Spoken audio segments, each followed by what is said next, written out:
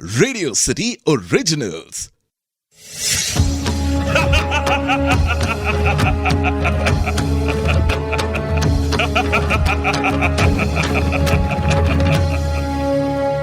मैं हूं दशानन रावण।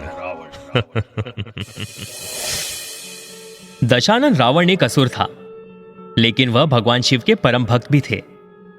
एक कथा के अनुसार रावण कैलाश पर जा पहुंचे और भगवान शिव से प्रार्थना की कि उनकी लंका कभी नष्ट न हो।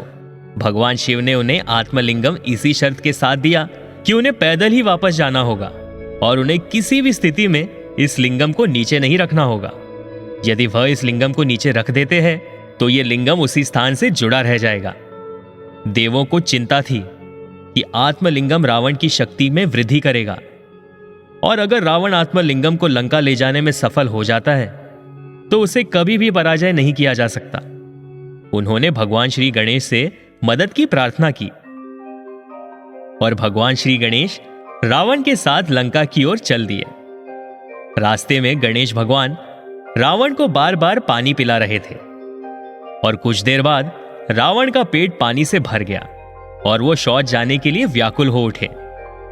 तभी गणेश जी एक बालक के रूप में रावण के सामने प्रकट हुए। रावण ने आत्मलिंगम उस लड़के के हाथ में सौंप दिया।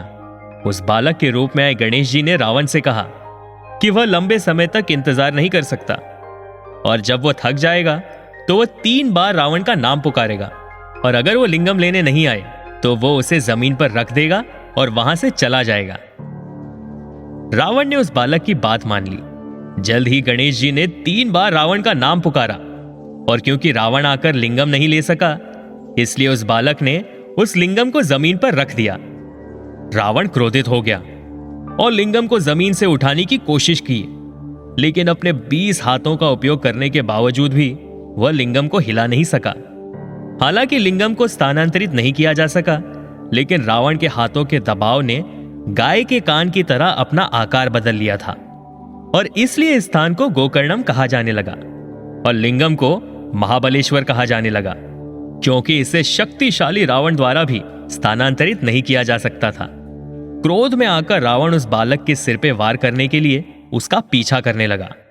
तभी भगवान श्री गणेश ने उन्हें अपना असली रूप दिखाया और उन्हें आशीर्वाद दिया।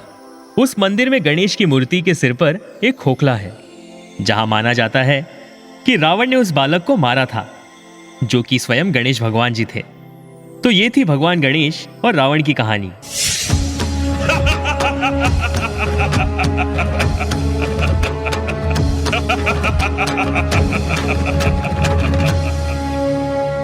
मैं हूं दशानन रावण।